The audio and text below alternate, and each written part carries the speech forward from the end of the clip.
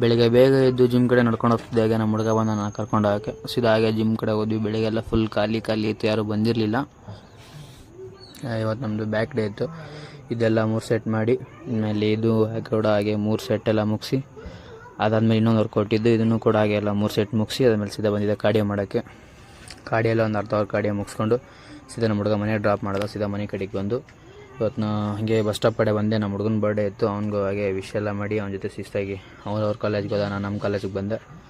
ಎಲ್ಲ ಹೋಗ್ತಿದ್ದಂಗೆ ನಮ್ಮ ಹುಡುಗನ ದರ್ಶನ ಆಯ್ತು. ನೋಡ್ಗುರು ಹೆಂಗ ನೋಳೆ ಪೇಪರ್ ಇದ್ದಂಗೆ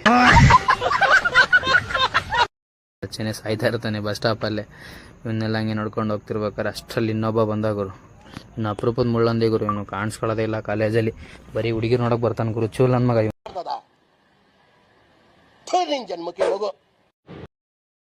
ಹೋದ್ವಿ. ಆಮೇಲೆ ನೋಡ್ರಿ ಇವ್ನು ಎಲ್ಲೆಲ್ಲಿ ಕುತ್ಕೊಂಡು ಏನೇನು ಮೆಸೇಜ್ ಮಾಡ್ತಾನೆ ನೋಡ್ರಿ.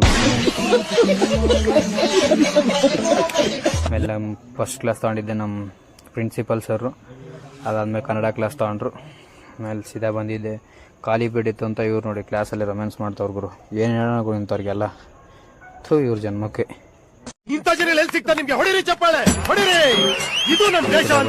ಅಷ್ಟರಲ್ಲಿ ನಮ್ಮ ಹುಡುಗ ನೋಡೇ ಇಲ್ಲ ಗುರು. ನೋಡ್ರಿ ಹೆಂಗೈತೆ ಸೀನು, ಪಾಪ ಗುರು ಅವನಿಗೆ.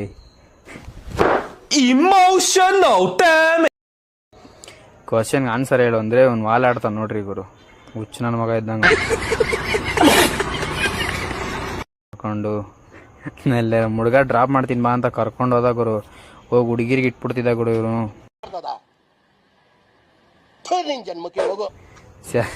ಡ್ರಾಪ್ ಮಾಡು ಅಂದರೆ ನಮ್ಮ ತಿಥಿ ಮಾಡೋ ಕರ್ಕೊಂಡು ಹೋಗವನೆ. ಆಮೇಲೆ ಇವ್ನು ಅಷ್ಟಲ್ಲಿ ಮನೆಗೆ ಬಂದೆ. ಆಮೇಲೆ ನಮ್ಮ ಹುಡುಗ ನೋಡ್ರಿ ಇವ್ನಿಗಂತೂ ಪರಿಜ್ಞಾನ ಎಲ್ಲ, ರೋಡು ಗಿಡು ಎಲ್ಲ ಹಂಗೆ ಆಡ್ತಾನೆ ಗುರು ಗೇಮ್ ಇವನು. ಆಮೇಲೆ ನಮ್ಮ ಪ್ರಜೆಗಳಿಬ್ರು ಓದ್ಕೊತಾ ಇದ್ರು ರೋಡಲ್ಲಿ ಕೂತ್.